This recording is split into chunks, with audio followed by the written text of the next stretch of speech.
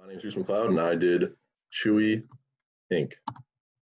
So for the overview, we're going to do the investment thesis, and then the industry outlook, company overview, and finally the valuation.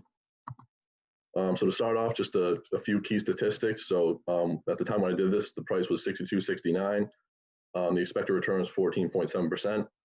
The 52-week low was $20.62, and the 52-week high was $70.01. And just a couple of key things. Since they have gone public in June of 2019, stock price has grown 192.4%, which is awesome.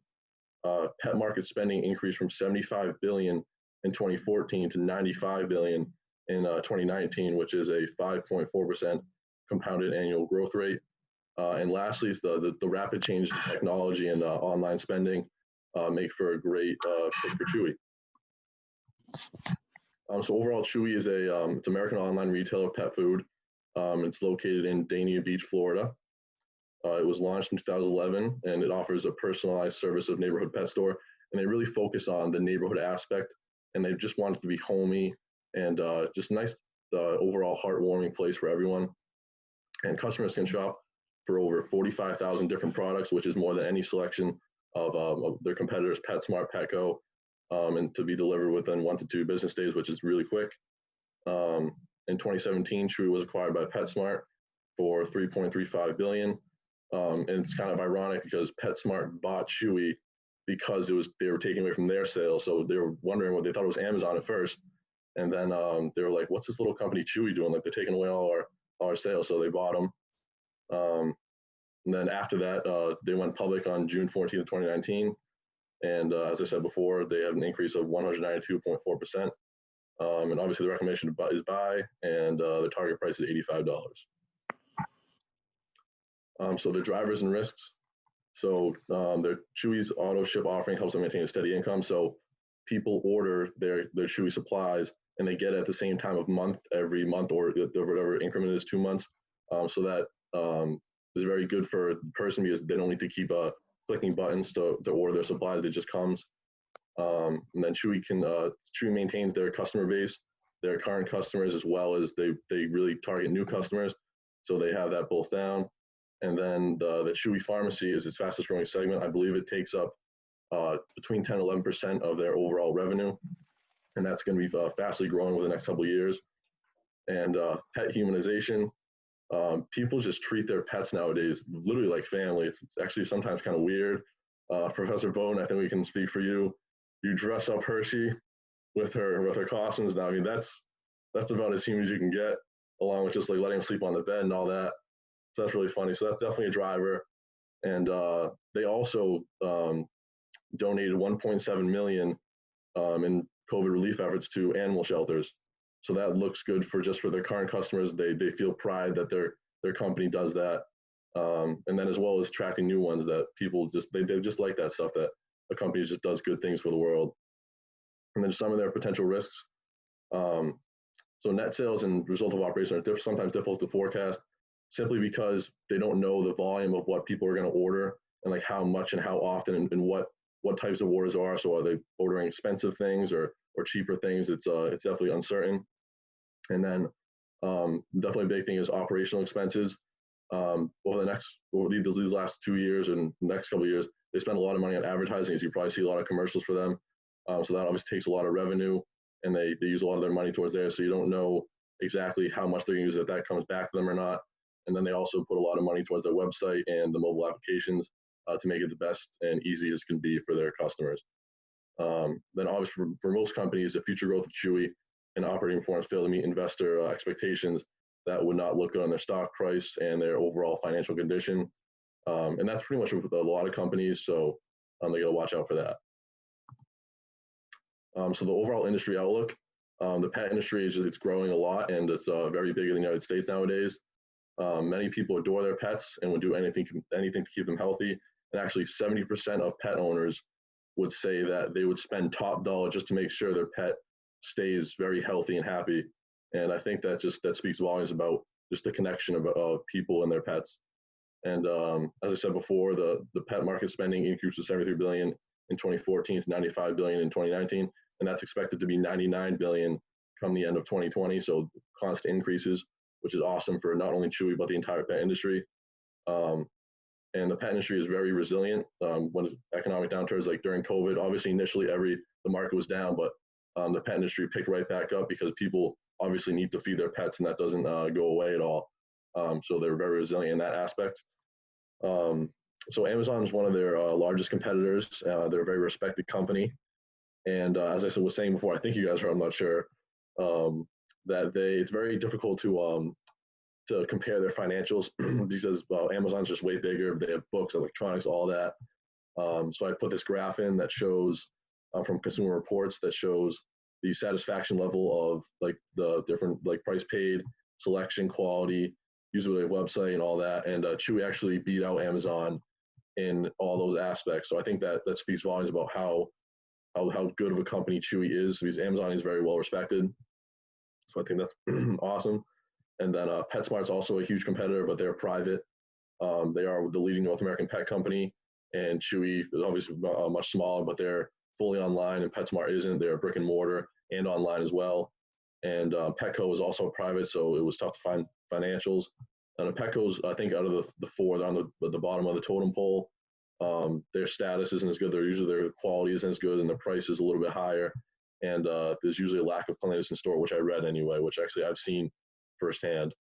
So there's some competitors. And then my favorite slide of them all. So 100% of our class has an animal, and there's 6 or 7% of all U.S. households do, but I wanted to prove that sometimes that's not the case. So here we have, so this is off memorization.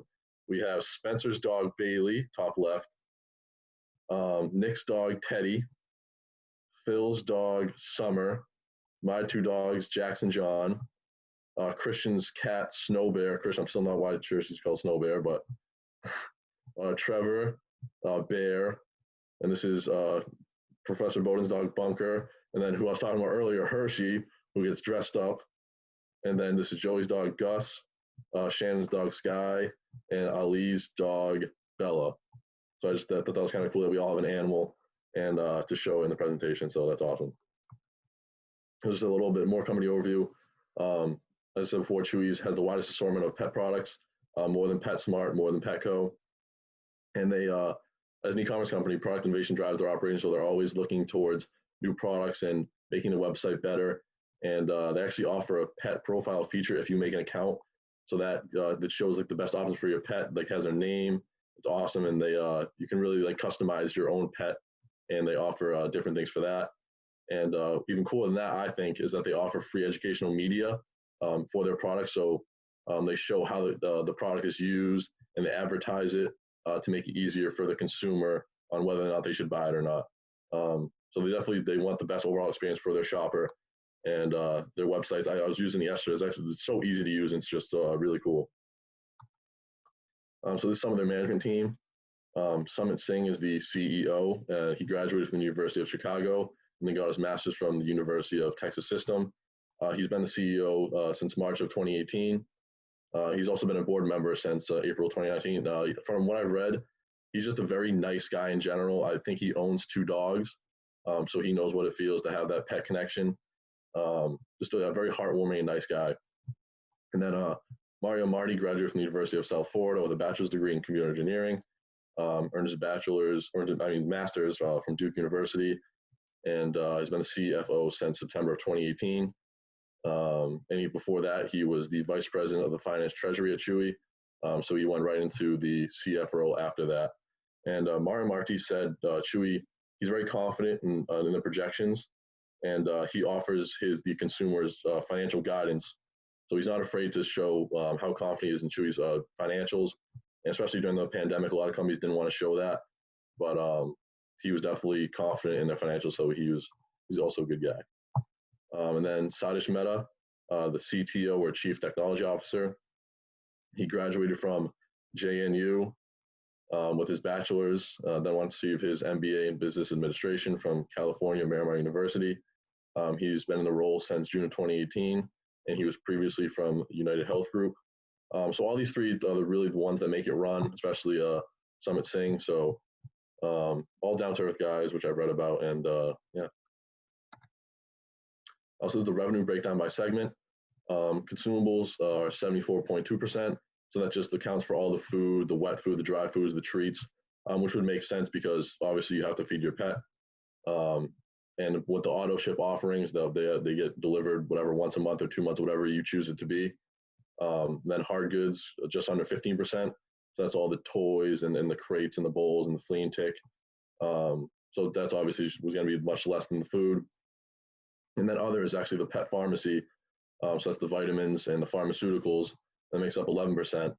And I expect that to grow the next couple of years, at least to 15% in the next few years, because that's just becoming much bigger and just people, it's just easier for them to order online than going to Petco or something like that. So valuation. So undervaluation. So over the last 5 periods, Chewy has beaten analyst expectations for EPS. Chewy's EPS is in orange while analyst is in blue. So as you can see, they've beaten it every time. And I think it shows that Chewy is growing at a faster rate than predicted. And since Chewy is constantly undervalued and they outperform the industry expectations, that should be a good sign to investors. And the popularity of Chewy with pet owners should keep increasing as 1 out of 10 current pet owners have added their pet during the pandemic, which is, I mean, since people work at home a lot, they want that furry pal to be next to them. So I think that's pretty cool. And then revenue is probably the biggest financial where they're doing the best. They have an average of 30.1% growth as the chart on the bottom left shows. And it should be consistently from the DCF, consistently moving up like that for the next few years until 2027. And they have also beat analyst expectations over the last 5 to 6 quarters in revenue. So that's obviously very promising, and it should continue like that, especially because within the next about 3 to 5 years, they're going to expand to other countries. So that should make it even better. And thank you.